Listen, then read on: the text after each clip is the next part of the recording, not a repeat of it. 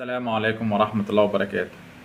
المستشار مرتضى منصور بيقول إن إمام عاشور هديتي للنادي الأهلي زي ما كان كهربا هديتي للنادي الأهلي.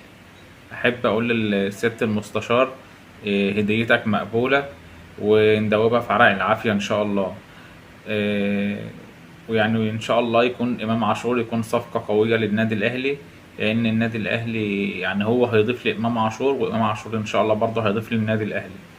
وفي حاجة الغريب إن هم كانوا باعوا أصلا إمام عاشور علشان يشتروا مروان عطية والقندوسي.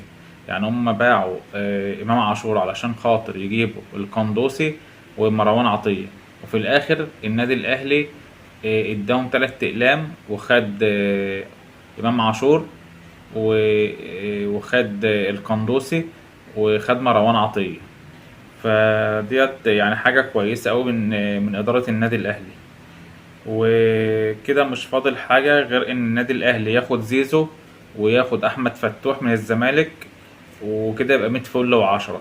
كده بقى يبقى نادي الزمالك هينافس على الهبوط، هينزل درجة تانية بقى. يعني لو النادي الأهلي قدر يجيب فتوح ويجيب زيزو، كده احنا مش عايزين حاجة من نادي الزمالك بقى لحد 10 سنين قدام كده ولا حاجة.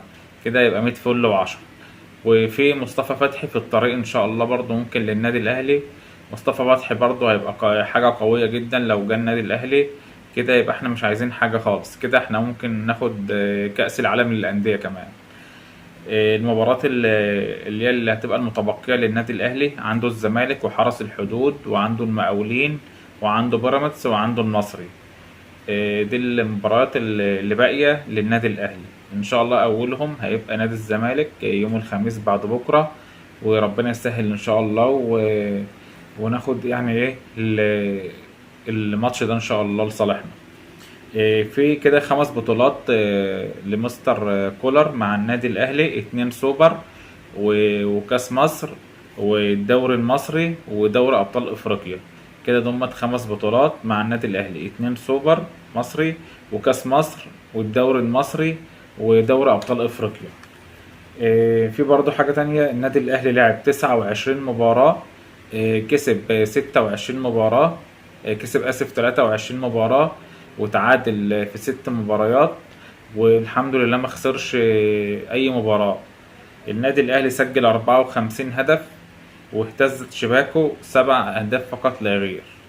يعني هو أقوى هجوم وأقوى خط دفاع، بسم الله ما شاء الله. الأهلي عنده 75 نقطة وبيراميدز عنده 67 نقطة والزمالك عنده 59 نقطة.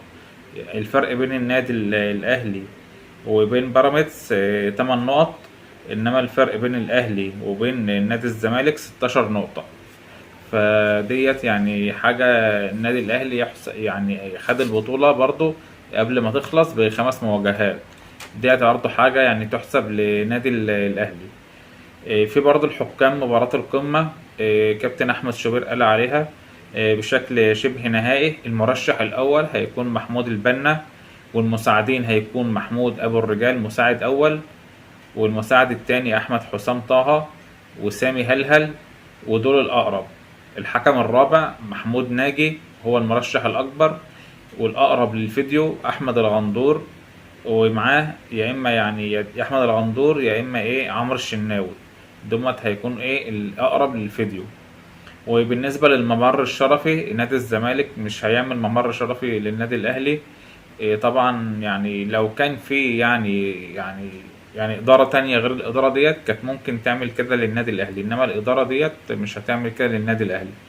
كان في برضه حاجة قالها الإعلام إبراهيم فايق، طلع وقال إن أليو ديانج هيتوقف 6 شهور بسبب متأخرات المالية لوكيله السابق، وهم 220 ألف دولار. ولكن الحمد لله يعني أليو ديانج اتوقف 6 ساعات بس، لأن الخبر نزل بعدها ب6 ساعات الساعة 8 الصبح. النادي الأهلي دفع 220 ألف دولار اللي هي المتأخرات لوكيل السابق لأليو ديانج. يعني النادي الأهلي ما شاء الله بيعرف ازاي يحل مشكلة، مش زي الفرق التانية. يعني شايفين شيكابالا طبعا عنده مشكلة، وطبعا نادي الزمالك مش عارفين هيحلها ازاي.